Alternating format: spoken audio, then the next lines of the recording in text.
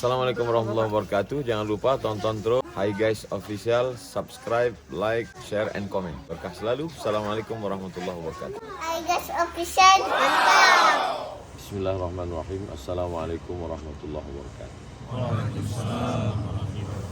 Alhamdulillah, wassalatu wassalamu ala rasulillah wa ala alihi wa sahbihi wa man tabi'ahu wa mawala. Subhanaka la ilma lana illa ma'allamtana innaka antal alimul hakim. Rabbi syrah li sadri wa yassir li amri wa hlul 'uqdatam min lisani yafqahu qawli. Mudah-mudahan kita semua dalam keadaan istiqamah iman dan Islam. Amin ya rabbal alamin. Bagaimana caranya supaya bisa bersama dengan Buya Yahya? Berarti kita mesti pergi ke Al-Bahjah. Bagaimana caranya supaya tidak keluar dari Jakarta tapi bisa bersama dengan Kiai Idrus Romli? Berarti kita nunggu jadwal beliau kapan ke Jakarta, datang ke majelis pengajian. Bagaimana caranya supaya kita bisa bersama dengan Agim? Berarti kita mesti pergi ke Bandung. Oh, saya Pak Ustadz tahu rumahnya di BSD. Itu cara. Tujuannya mau dekat. Setelah dekat mau belajar. Caranya, nah itu kalau kepada manusia. Dengan kalau ke Allah tuh bagaimana? A'udzubillahi minasyaitonirrajim. Ada 3 cara. Yang pertama, ya ayyuhallazina amanu. Yang pertama adalah percaya. Nama perbuatannya iman. Kata kerjanya amanu.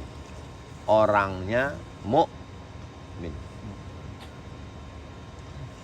Nama sifatnya iman.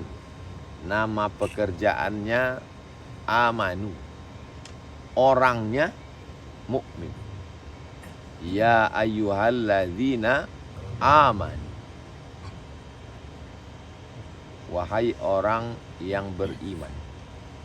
Ketika Allah memanggil orang kafir, yang dipanggil itu bukan kata kerjanya. Qul ya ayyuhal kafirun. Tapi ketika manggil orang yang percaya, yang dipanggil itu kata kerjanya. Kenapa begitu?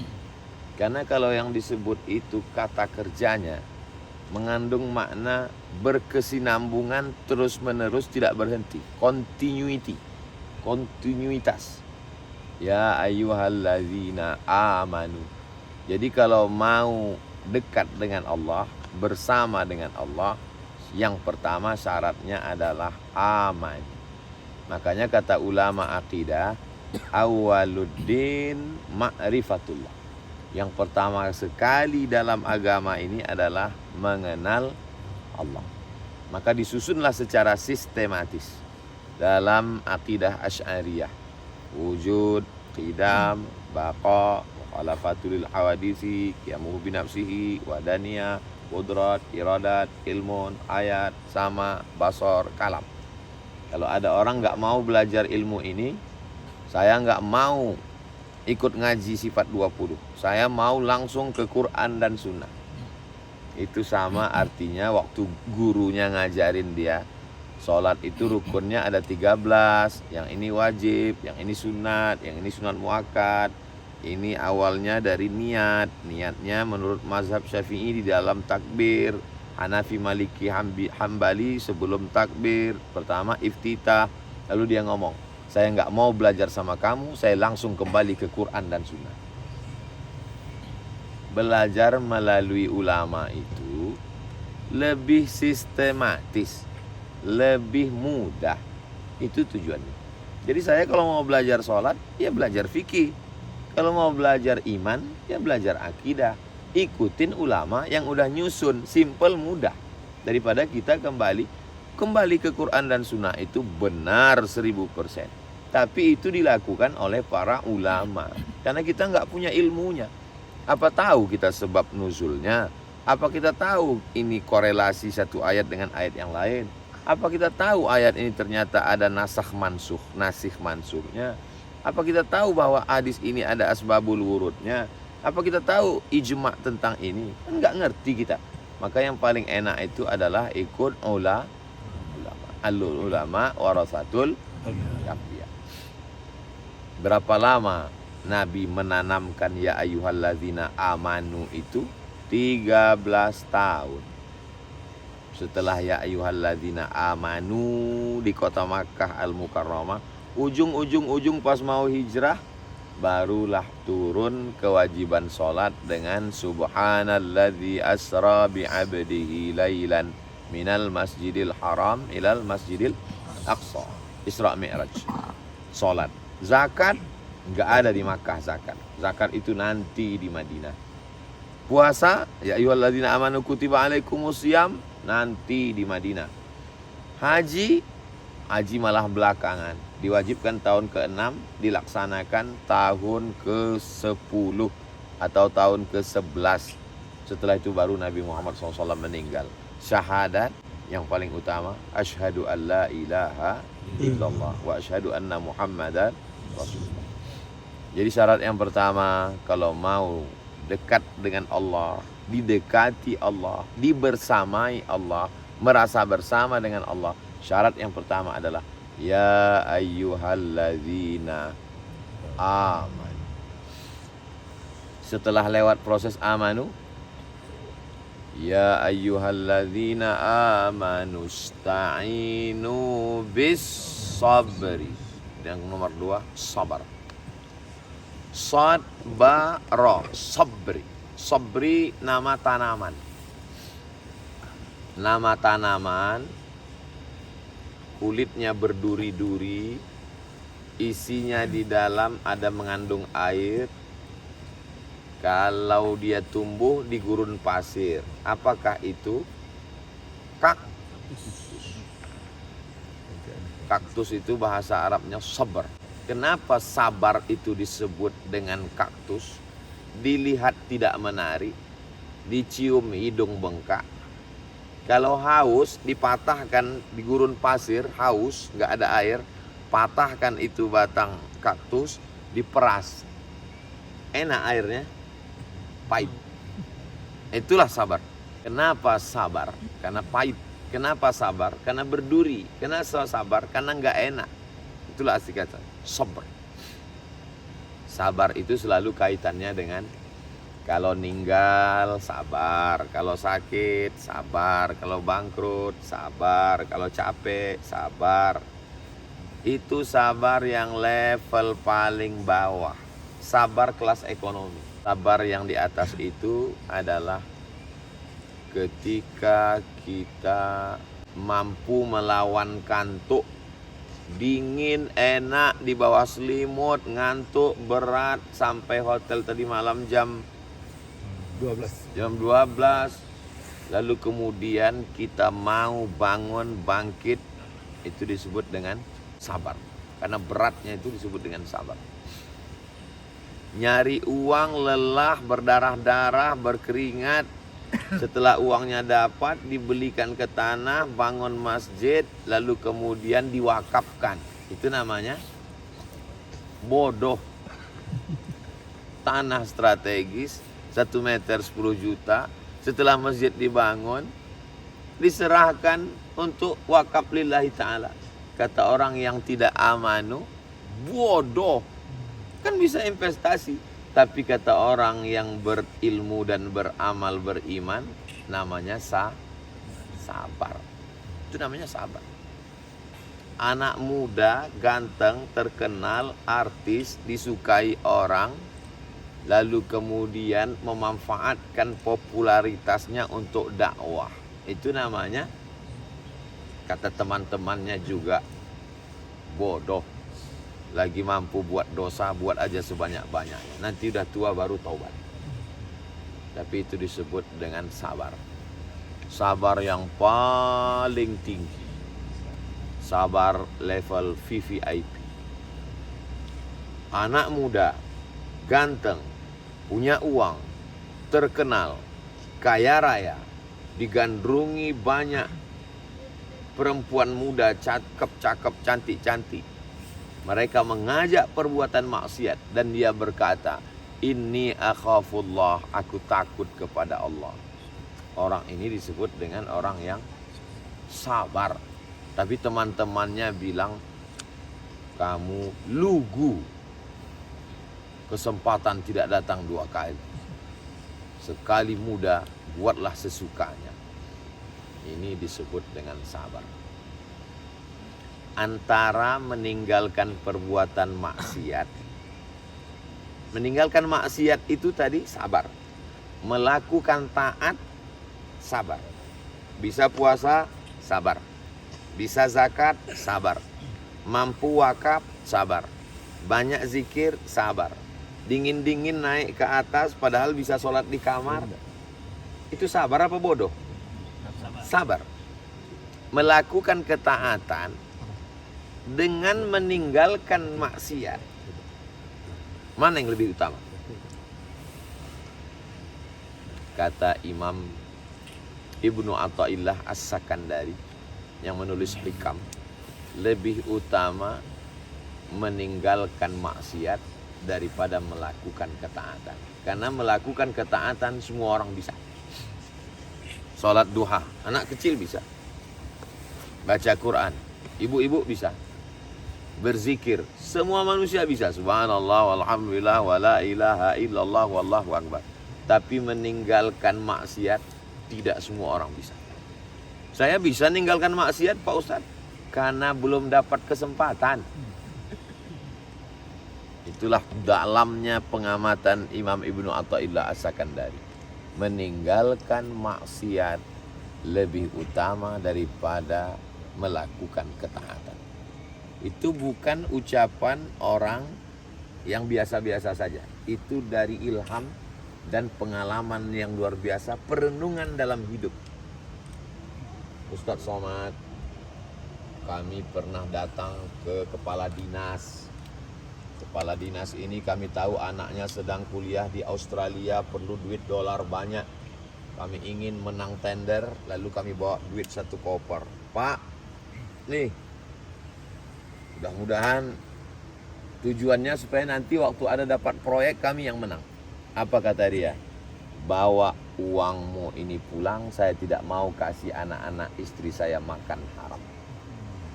Berapa banyak orang yang punya kesempatan, ada jabatan, ada kekuasaan, punya harta banyak, bukan hanya sekedar ketaatannya sholat sunat, malah jadi imam dan khotib. Berapa banyak orang-orang kaya mampu jadi imam dan khotib, melakukan ketaatan. Tapi kalau sudah datang kesempatan seperti itu, menolak maksiat jauh lebih berat daripada melakukan ketaatan. Menolak perbuatan dosa jauh lebih utama daripada melakukan suatu kebaikan. Tapi jangan gara-gara ini lalu nggak sholat, nggak tahajud, nggak zikir, nggak puasa. Pas ditanya, kamu nggak sholat? Lebih utama menolak maksiat daripada melakukan ketaatan. Kita dua-duanya kita laksanakan. Ketaatannya kita lakukan, tapi maksiatnya kita jauhi. Karena ada juga orang ketaatannya jalan, kemaksiatannya juga jalan. Namanya sholat terus maksiat jalan. Nauzubillah.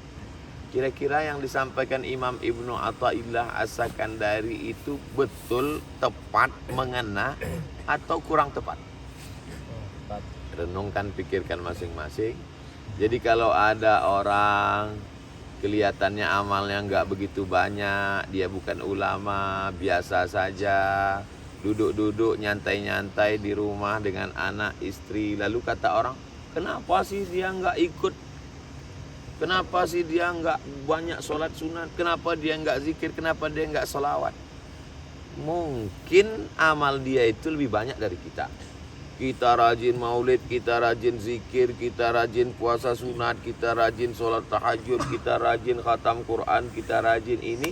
Karena nggak ada kesempatan untuk dapat uang 1 koper.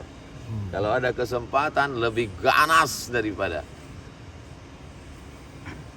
Dia mungkin biasa saja amalnya. tapi Allah sudah uji dia. Nanti di akhirat kita malu sendiri. Tapi kalau kita dapat suatu ilmu kajian, itu jangan menjadi legitimasi pembenaran terhadap perbuatan yang sebenarnya keliru.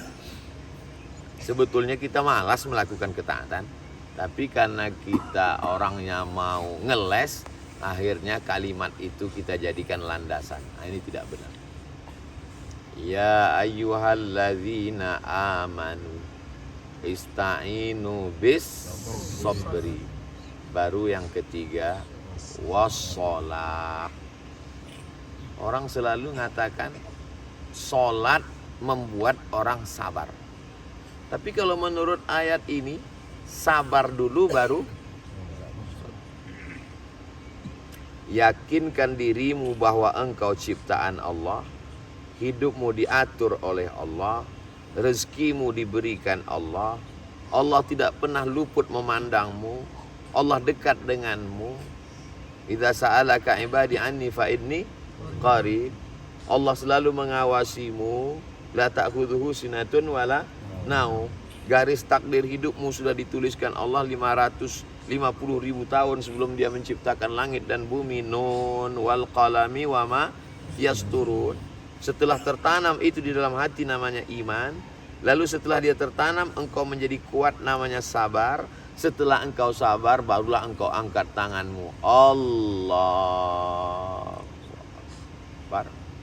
Barulah kau rasakan kedekatan. Masuklah poin yang keempat. Ya ayyuhalladzina amanusta'inu bis sabri wassalah.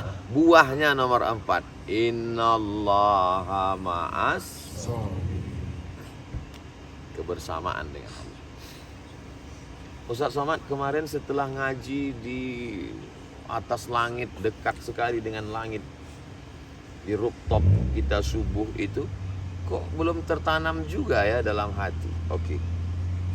Waktu Nabi berdua dengan Abu Bakar Siddiq di Jabal Sur, waktu mau hijrah itu, Abu Bakar itu ketakutan atau ada riwayat yang menyebut Abu Bakar ketakutan?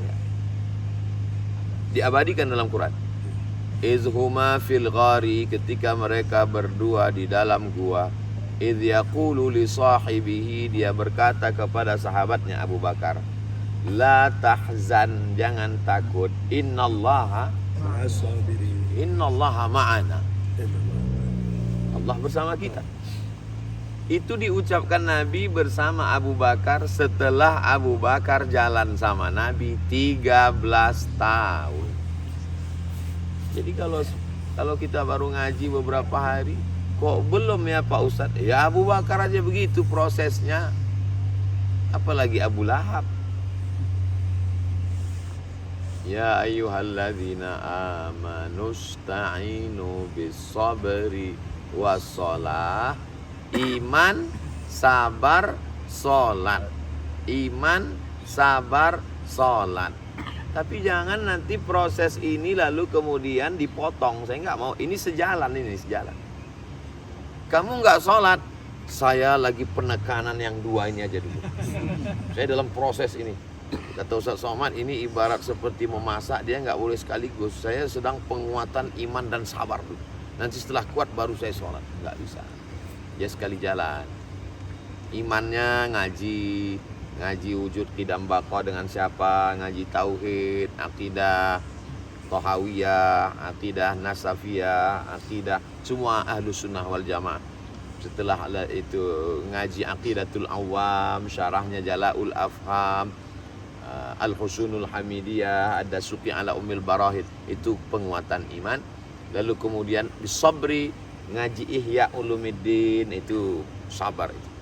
Ngaji tasawuf, ngaji hikam dengan para asatiz kita, itu bab sabar itu. Lalu kemudian masuk bab sholat, mana rukunnya, mana syaratnya, mana wajibnya, tahsin fatihahnya, fikih sholat, yang pada akhirnya nanti buahnya, mengambil benihnya, menggali tanahnya, menanamnya, menyiramnya, mencabut rumputnya, mengawasi dari hamanya, dikasih pagar supaya jangan dimakan kambing. Nah, ini proses yang panjang. Nanti buahnya itulah dia. Innallaha ma'as sabirin. Kapan kita sadar innallaha ma'as sabirin? Ketika datang pukulan dalam hidup. As-sadmatul ula. Bam! Terjadi pukulan dalam hidup. Semua orang datang menasihati kita dan mengatakan, sabar ya. Dan kita sudah sabar. Itulah baru terasa buah.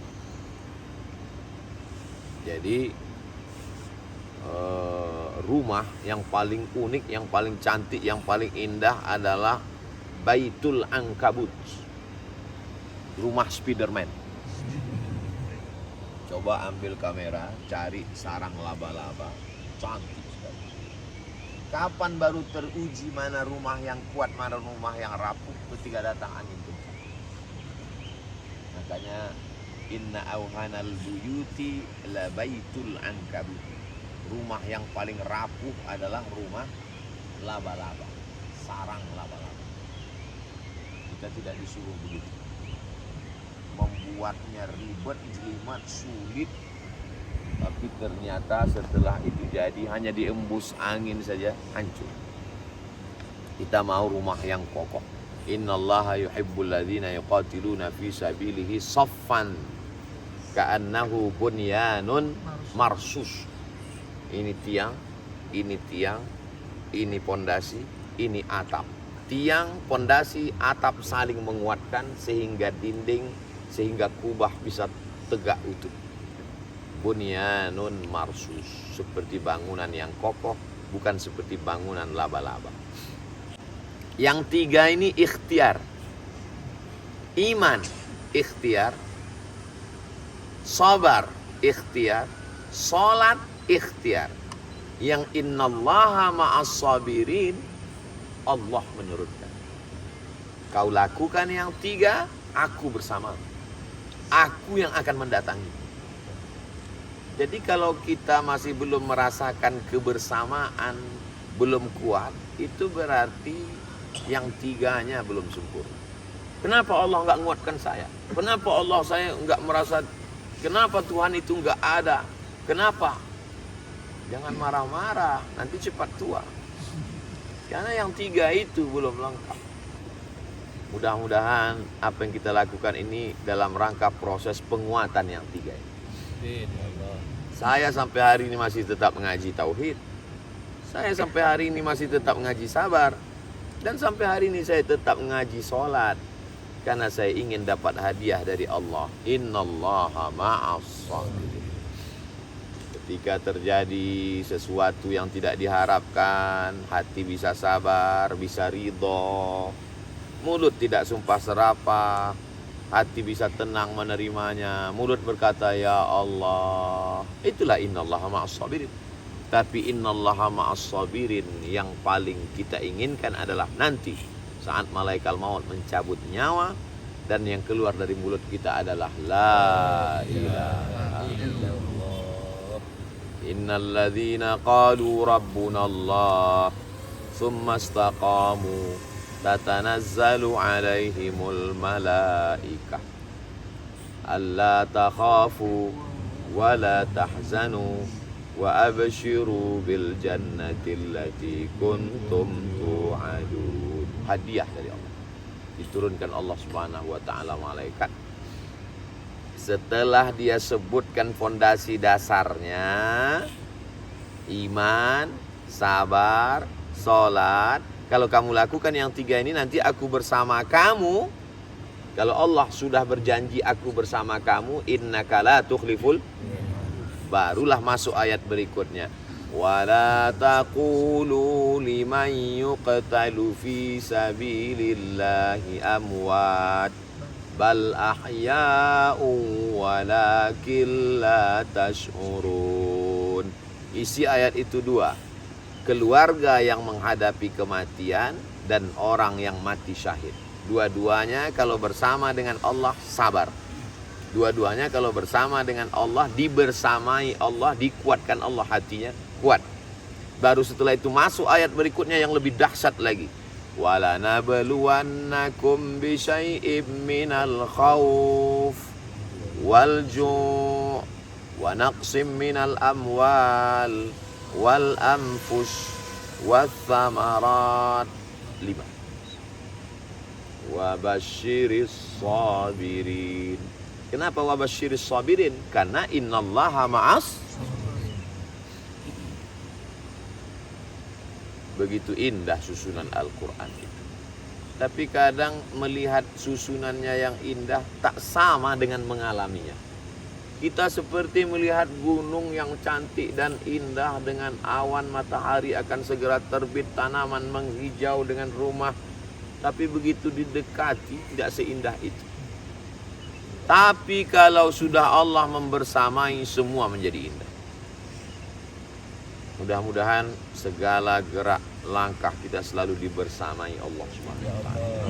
Sehingga sulit kata orang, mudah kata kita. Pahit kata orang, manis kata kita. Tidak enak kata orang, enak karena kita. Kenapa? Karena yang memberikan itu Allah. Kalau sudah yang ngasih Allah, walaupun bendanya sama, responnya beda. 1, 2, 3. 3 orang diundang ke istana oleh raja. Setelah sampai ke sana, raja ngasih pena. Kata yang satu, aduh capek-capek diundang ke istana oleh raja, disangka mau dikasih kuda, cuman pena. Mendingan gak usah datang tadi. Kata orang yang kedua, ya syukurlah selama ini mau tanda tangan, mau nulis payah. Ini dapat pena, ya alhamdulillah daripada enggak sama sekali. Kata orang yang ketiga, aku bukan ngelihat penanya, tapi aku ngelihat siapa yang memberikannya. Penanya sama, waktunya sama, tempatnya sama, yang ngasih sama. Tapi kenapa respon berbeda? Karena dia memandangnya tidak melihat yang diberikan, tapi yang dilihat yang memberikan. Kalau kita sampai pada level hakikat itu, maka kita tidak pernah mengeluh dalam hidup. Antara pejabat penguasa dengan rakyat jelata, menurut pandangan hakikat sama atau enggak sama? Sama, karena yang ngasih Allah. Ya tapi saya nggak enak Pak Ustadz, masa saya dikasih susah, dia dikasih senang? Berarti belum sampai kepada hakikat. Hakikat kebenaran adalah antara Nabi Ayub yang anaknya meninggal, kebunnya kering, ternaknya mati, kena likuifaksi, kena penyakit kulit, susah, dengan Nabi Sulaiman yang kaya raya, penguasa, menguasai semua daratan Bani Israel. Dalam pandangan Allah sama apa tidak? Sama. Nabi Yunus di dalam perut ikan, kegelapan, terasing, terusir, masuk ke dalam lautan, di dasar lautan, gelap gulita, dengan Nabi Daud yang raja di raja. Dalam pandangan hakikat sama tak? Sama. Kalau sudah sampai pada level tidak melihat apa yang diberikan, tapi yang dilihat siapa yang. Makanya kalau dikatakan orang hakikatnya, yang dia maksud hakikat di situ adalah semuanya sama. Kalau yang dilihat itu adalah Allah Subhanahu wa taala. Kalau kebetulan kita jadi Nabi Daud di atas singgasana, supaya Allah ingin kita berkata seperti anak Daud, Sulaiman berkata, liyabluwani ashkur am akfur. La in syakartum la azidannakum. Kalau kebetulan nasibnya sedang masuk ke perut ikan seperti Nabi Yunus, sesungguhnya Allah cuma ingin mulutmu bertasbih subhanallah, subhan la ilaha illa anta subhanaka inni kuntu. Tapi yang begini ini tidak selesai dengan ceramah tausiah, karena dia dirasakan di saat pukulan hidup begitu dahsyat dan kuat. Mudah-mudahan kita selalu mendapatkan innallaha ma'as-sabirin. Dan untuk mendapatkan innallaha ma'as-sabirin itu istiqomah dalam iman, sabar, sholat. Dan semuanya itu datang dari Allah. Kita beriman juga dari Allah, kita bersabar juga dari Allah, kita sholat juga dari Allah, dan kita dapat innallaha ma'as-sabirin pun dari Allah. Sampai pada akhirnya kita tak punya apa-apa, maka yang keluar dari mulut kita la haula. Itulah yang dapat saya sampaikan pada kesempatan yang baik ini. Mudah-mudahan kita semua dijadikan Allah minas sabirin. Astagfirullah li wa lakum. Wassalamualaikum warahmatullahi wabarakatuh. Hai guys, official.